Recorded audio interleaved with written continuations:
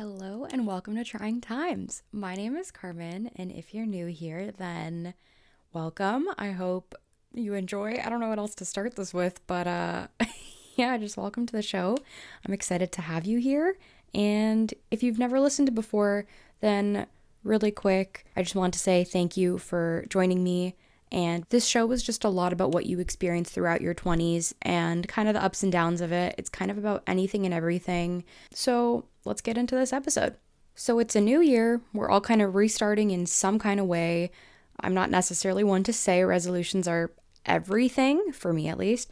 But what I mean by restarting is more so that we're all maybe in some kind of refreshing type of phase in our lives. Like, every time a new year starts, we're able to have what feels like a nice fresh start. And I think that overall is refreshing.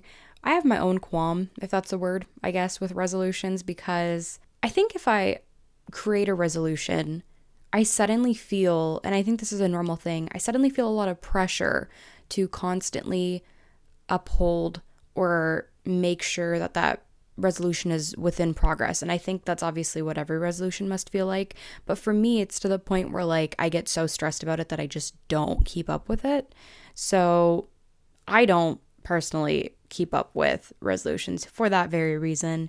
But I do think now that it's a new year and we're well into the new year as well, that it's nice that we can just kind of have like a refreshing start after everything that 2022 has been. I think it's safe to say there's been a lot none of us expected to experience. There's been a lot of different news articles I've read or things I've seen on TikTok where people have just been commenting and they're like, this is not what I anticipated to see in my 2022 bingo card. And safe to say, I don't think it's something that a lot of us expected. And by something, I mean literally everything that has pretty much happened. So it's nice to be in a new year. It's weird to say 2023, but even though now we're in a new year, it's good. We have a fresh start. But there's one specific term, though, that I've kind of heard kind of flow into this year with ease, or phrase, I should say, and that is the concept of main character syndrome. Now, if you've never heard of this before, that's okay. I've got the definition right here for you. Main character syndrome refers to identifying as the protagonist in your own life story. So basically, it means to give yourself the time and attention and importance you deserve to live and lead a life that's unapologetically yours. It's like leading your own narrative with this confidence and comfort. And rather than being like, this is my life, it's kind of like, this is like the opportunity that I have to live this life. Like just switching up that mindset. And now when you think of that, it's interesting because I think it's common in a way for people to be really uneasy about stating their importance in their life or saying that they are a main character, because in some way that could sound almost like egotistical. I think a lot of us are very I don't know if this is going to sound negative, but I feel like a lot of people are very used to just being like, this is my life. This is what I do every single day. Like, this is the loop. I think that's a concept we all get very comfortable in, is the loop. And I can say for me, throughout periods of being in between, like, let's say years at university, there's always a loop. So like I come home for the summer, maybe I'm working, maybe I'm not. It's always the same loop. Every day kind of has this chaotic energy about it, and was just kind of like, okay, I'm trying to enjoy my time, but I'm also stressed because I have other things to do. And also I know I only have X amount of months before I go back and then have to do school again. So that was that kind of loop. Now, for instance, like we just passed through the holiday season, and through that time, there's kind of a weird loop because I think from December 24th to January 1st or 2nd, it's just kind of like a lull. Like no one contact me, nobody talk. Everyone just kind of goes into like holiday mode for the most part. Not everyone, but most people do.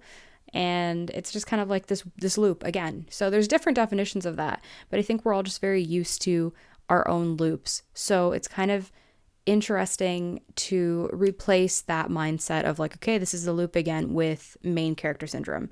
Because now there's a shift and people are much more encouraging of this sort of mindset in terms of like boosting your own confidence. And I think in some ways it teams up with the world of self-care, love, and learning to have more compassion towards ourselves, which are all things, by the way, that I think are so important and are worthy of recognizing, They're things that I've personally been working on for years, and it's nice that in so many ways, on top of that, it's become normalized and very talked about. And overall, just this super encouraged thing. So now it's cool that because there's a shift and people really encourage that shift in mindset, it's normal to be like, I got this, to be like confident, to be like, I'm going to step out of this loop, to say, I don't feel like staying stagnant. And maybe for some people, comfort and confidence come from staying in a loop, and that's understandable. For some people, it's to step out of that. So I think it's interesting in some ways how it teams up with the world of self-care and love and learning, just to have more compassion towards ourselves. And I think these are all very important things that we should all be practicing. They're personally all things that I've been working on for years, and it's not easy to attain or to achieve, but when you do practice it, it starts to really change the way you see the world. I just think overall, it's nice in so many ways that it's become a normalized and very talked about and super encouraged thing, because I really feel like it should be, but there's still this like lingering awkwardness in the thought of main character syndrome while it could be potentially happening. And I don't know why, but that feels kind of cringy to me. If someone around me was to say it, though, I wouldn't think much of it or judge them. But for me, it's the total opposite, because I think we're very quick to judge ourselves.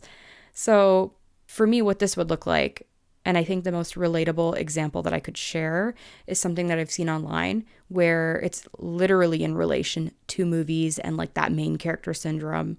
Just hear me out and let me paint a story for you, okay?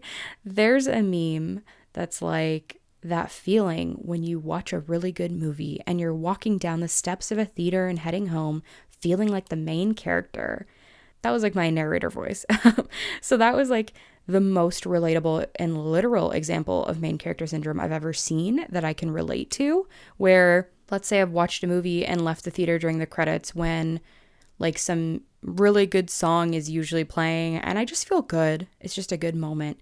It's a wholesome moment. You feel very content in life. You feel very good within where you are mentally in that moment, I guess. And I can't explain it fully, but it's just this unmatched feeling that I've had.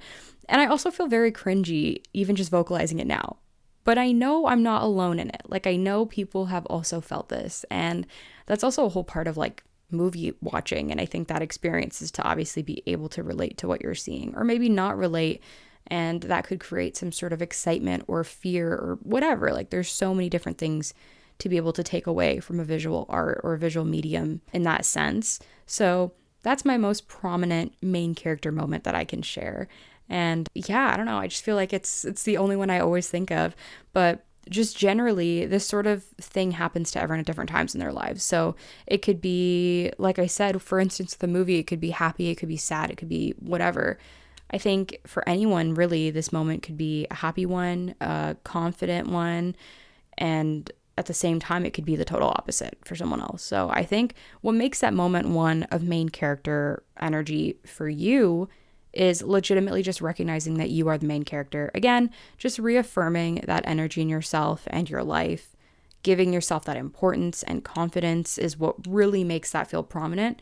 So I guess that's also the way to shift this into your life and like mindset and naturally live by it as a motto rather than a rule, because I think that's a really big thing too.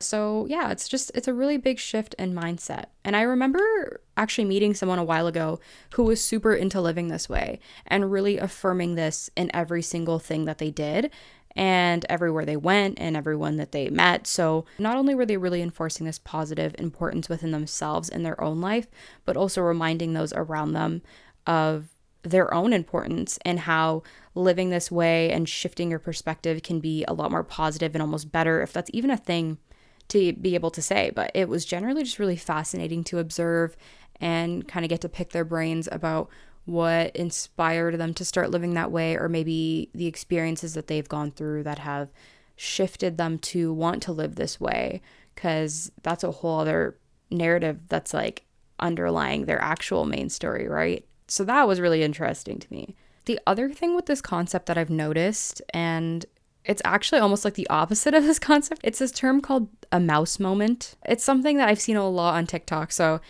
this one is basically something that, similar to main character syndrome, I feel like everybody has lived in their own lives. So even if you don't live in that main character energy every single day, you might have experienced glimpses of it or moments of it or a moment of it. I think this is also similar to that, where obviously I hope you're not living in a mouse moment for life, but it's something that everyone experiences every now and then. And so basically what I've gathered from TikTok is that a mouse moment is technically a moment in life where you're eating alone. This could be a singular experience or a recurring thing. I think some people classify it as a sad and introverted moment, whereas other people see this as a very normal, everyday, and reflective sort of process. So yeah, like I said, this term was all over TikTok. It featured tons of videos from users all over the world sharing their mouse moments. For some, this looked like eating alone in a class or in a school. For others, it looked like eating lunch in their cars during their start at a new job. And then one sub-trend I saw under this tag was people eating alone for the first time in their own living space.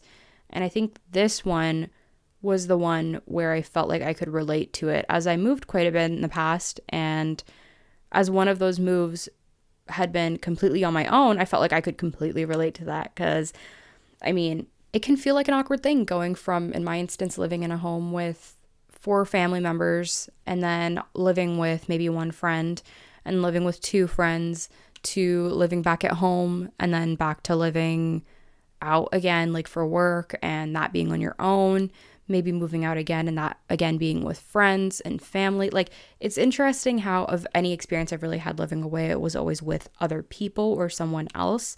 So for me, seeing the one of eating alone was really interesting. And I can thankfully say I had so much support around me during that time as well, helping me through that process. But for the first time I'd eaten alone, it was really kind of like this sad, exciting, reflective, and oddly enough immersive moment for me. So basically I was both happy and sad, but sometimes I think that's a good thing. There was like a nice balance to it in a way. It was a very reflective moment, like I said. So that was the one moment I could recall having a mouse moment of my own. And it's actually kind of comforting to see people share their own online too, because it shows that we all live through similar experiences often. And even if we feel alone, it shows that we are connected through so many stories and experiences. And I think the main reason I wanted to bring up the mouse moment thing was because I genuinely think that living through those kinds of moments may feel awkward are some of the most connective moments that we can have, where we're really sat with our thoughts, our situations, and ourselves, most importantly, because each of these things are so heavily incorporated into main character syndrome as well. Now, I'm not anywhere near being a pro at this whole main character syndrome thing, but at the end of the day, to achieve that, I think you really have to embrace yourself and who you are. This sounds so cheesy. You really have to embrace yourself and who you are. That's the same thing. I just said it twice. I don't know why, but that really is the essence of main character syndrome. And I just felt like it wouldn't be the same to talk about that without talking about mouse moments, because all in all, those are formative moments for us too. And that's all I have to say on that for today. So thank you so much for listening to my rant there and chatting with me. Real quick before I actually end this episode and say bye, I just wanted to let you know that there are a few different ways that you can be involved in this show. So if you want to be involved, listen up. One way you could be involved is by chatting with me through Instagram or Facebook. There's a page on both of those platforms for this show, and both of those have DMs open, so feel free to message me there. We could talk about literally anything. So tell me your thoughts on this episode. Ask any questions you may have, or just share something about your day if you want. That's cool too. The other way you can be involved is by leaving me a voicemail. There's now an option through the housing platform of Trying Times, thanks to Anchor, that allows you to record a voice message and send it to me so that I can actually hear from you and even share your message in an upcoming episode. So there's all that. If you want to be part of Trying Times in a conversational sense, then go right ahead, and I really hope to hear from you. We'll chat again soon, okay? Bye.